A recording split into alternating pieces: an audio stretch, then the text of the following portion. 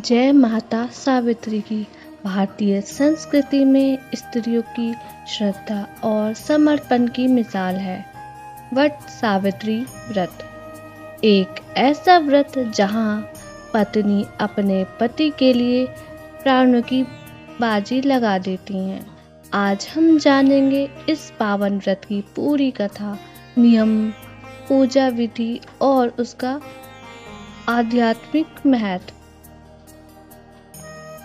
पूजा व्रत का महत्व और तिथि। वट सावित्री व्रत हर साल ज्येष्ठ माह की अमावस्या को मनाया जाता है।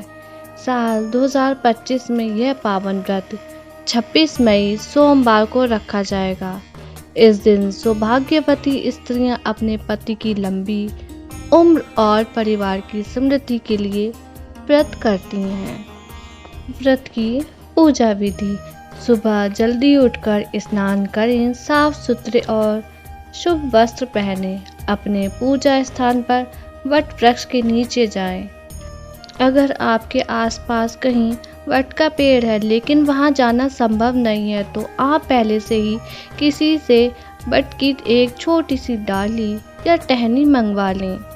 इस टहनी को साफ कपड़े से लपेटकर अपने पूजा स्थान पर स्थापित करें और इसे ही वट का प्रतीक मानकर पूजा करें। आप इस डाली पर कच्चा सूत बांधकर परिक्रमा भी कर सकते हैं। व्रत का संकल्प लें। मैं अपने पति की दीर्घ आयु, आरोग्य और अखंड सौभाग्य हेतु यह व्रत कर रही हूँ। पूजा सामग्री में क्या रखें? कच्चा सूत, सिंदूर, चावल, फूल, हल्दी, दिया, धूप, नैवेद्य, मिठाई, फल। बरगद का फल, बांस का पंखा और पान सुपारी। वट वृक्ष को जल अर्पित करें, फिर सूत को वृक्ष के चारों ओर 7, 21 या 108 बार लपेटें। परिक्रमा करें 3, 5 या 7 बार। इसके बाद सावित्री और सत्यवान की कथा सुने या पढ़ें। व्रत की पौराणिक कथा। वट सावित्री व्रत की विस्तृत कथा बहुत समय पहले की बात है। मद्र देश के राजा अश्वपति की कोई संतान नहीं थी। राजा ने संतान प्राप्ति के लिए वर्षों तक कठोर तप किया और देवी सावित्री की उपासना की। प्रसन्न होकर देवी सावित्री ने उन्हें एक तेजस्वी कन्या का वरदान दिया।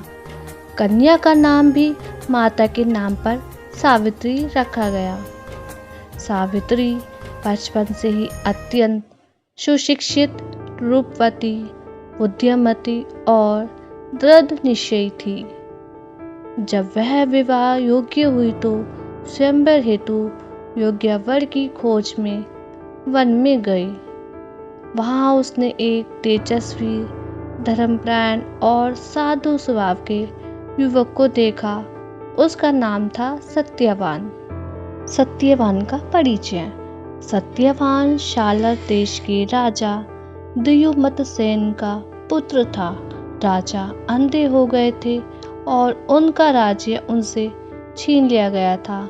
वे वन में पत्नी और पुत्र के साथ रहते थे। सत्यवान अपने माता पिता की सेवा करता था और वन से लकड़ी लाकर जीवन यापना करता था। जब सावित्री ने सत्यवान को वर रूप में चुना तो नारद मुनि ने कहा, यह सत्यवान बहुत गुणी है और धर्मनिष्ठ है, परंतु यह अल्पायु है, केवल 1 वर्ष का जीवन शेष है।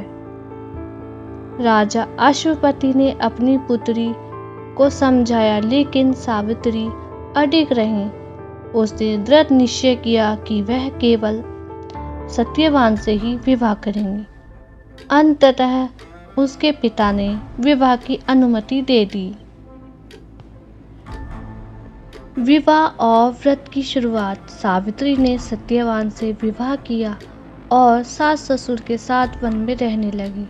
वह प्रतिदिन व्रत, सेवा और पूजा करती थी। सत्यवान की सेवा और अपने सास ससुर की सेवा में ही वह संलग्न रहती थी। जब सत्यवान की मृत्यु का दिन निकट आया तो सावित्री ने 3 दिन का उपवास शुरू किया और वट वृक्ष के नीचे जाकर प्रार्थना की। वह जानती थी कि अब परीक्षा की घड़ी है। यमराज का आगमन। निर्धारित दिन सत्यवान ने अपने पिता के लिए लकड़ी काटने वन में गया। सावित्री भी साथ गई। दोपहर के समय सत्यवान को अचानक सिर में तेज दर्द हुआ और वह बेहोश होकर वट वृक्ष के नीचे गिर पड़ा। तभी यमराज वहां प्रकट हुए और सत्यवान के प्राण निकालकर दक्षिण दिशा की ओर चल पड़े। सावित्री ने यमराज का पीछा करना शुरू किया। सावित्री और यमराज का संवाद। यमराज बोले, देवी, तुम धर्मपत्नी हो। तुमने अपने पति के मृत शरीर को देखा है और अंतिम संस्कार की तैयारी करो, मेरा पीछा मत करो। सावित्री बोली, धर्म की रक्षा करने वाले यमराज, पतिव्रता धर्म कहलाता है कि जहाँ पति जाए वहाँ पत्नी भी जाए। यदि यह धर्म है तो मैं धर्म के पथ पर चल रही हूँ। यमराज सावित्री की बातों से प्रसन्न हुए और कहा, तुम धर्म की ज्ञाता हो, वर मांगो। सावित्री ने मांगे 3 वरदान। पहला वरदान, मेरे ससुर राजा द्युमत्सेन के नेत्र ठीक हो जाएं। यमराज ने कहा, तथास्तु। दूसरा वरदान, मेरे ससुर का राज्य उन्हें पुनः मिल जाए। यमराज ने कहा, तथास्तु। तीसरा वरदान, मैं सत्यवान से 100 पुत्रों की माता बनूं। यमराज चौंक गए, पर वचन दे चुके थे। तथास्तु। अब यमराज सोचने लगे, अगर यह सत्यवान की पत्नी है तो उसे 100 पुत्रों की माता बनना है, तो सत्यवान को जीवित करना ही होगा। इस प्रकार अपने तप, पतिव्रता धर्म और बुद्धिमत्ता से सावित्री ने यमराज को प्रसन्न कर अपने पति को पुनः जीवन दिलाया। यमराज बोले, हे धर्मनिष्ठे, मैं तुम्हारी निष्ठा, साहस और समर्पण से अत्यंत प्रभावित हूँ। मैं तुम्हें वरदान देता हूँ कि तुम और सत्यवान दीर्घायु और सुखी जीवन बिताओगे। तुम्हारा नाम युगों युगों तक स्मरण किया जाएगा। सत्यवान जीवित हुआ। राजा द्युमत्सेन के नेत्र लौट आए। उन्हें उनका खोया हुआ राज्य मिला। सावित्री और सत्यवान ने दीर्घकाल तक धर्म पूर्वक जीवन व्यतीत किया। धर्म, भक्ति, नारी शक्ति और पतिव्रता धर्म की महिमा सर्वोच्च है। नारी यदि दृढ़ संकल्प कर ले तो मृत्यु जैसे संकट को भी टाल सकती है। सावित्री का आदर्श आज भी स्त्रियों के लिए प्रेरणादायक है। आइए अब जानते हैं व्रत सावित्री व्रत के नियम। इस दिन स्त्रियां नारियल तेल, प्याज, लहसुन और मांसाहार का सेवन नहीं करती। पूरा दिन निर्जला या फलाहार रहना चाहिए। इस दिन काले वस्त्र नहीं पहने। लाल, पीले या हरे रंग के वस्त्र शुभ माने जाते हैं। सुहाग के प्रतीक जैसे चूड़ी, बिंदी, बिछिया, सिंदूर, मंगलसूत्र आदि पहने। पूजा के समय मन को शुद्ध रखें। सावित्री की कथा का पाठ पूरे मन से करें। वट सावित्री व्रत में क्या दान करें? सुहाग का सामान, वस्त्र, फल, मिठाई, पंखा, बर्तन आदि दान देना शुभ होता है। विशेष रूप से सास को भेंट देना बहुत ही पुण्यकारी माना जाता है। व्रत खोलने की विधि।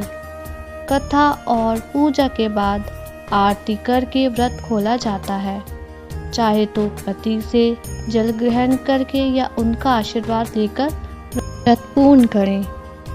वट सावित्री व्रत केवल एक धार्मिक क्रिया नहीं बल्कि नारी शक्ति, समर्पण और पतिव्रता धर्म की भावना का प्रतीक है।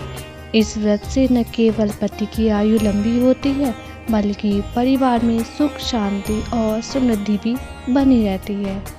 सावित्री जैसी श्रद्धा, विश्वास और शक्ति ही नारी का असली रूप है। वट सावित्री व्रत हमें यह सिखाता है कि प्रेम और धर्म से बड़ी कोई शक्ति नहीं। प्रिय दर्शकों, आप सभी को वट सावित्री व्रत की हार्दिक शुभकामनाएं। यह पावन व्रत आपके जीवन में आनंद, शक्ति और शांति लेकर आए। सावित्री माता आप सभी सुहागिनों के सुहाग की रक्षा करें। आपके पति को लंबी उम्र, उत्तम स्वास्थ्य और सुख समृद्धि का आशीर्वाद दें। आपके जीवन में प्रेम, विश्वास और सौभाग्य सदा बना रहे। जय सावित्री माता, जय वट वृक्ष की महिमा।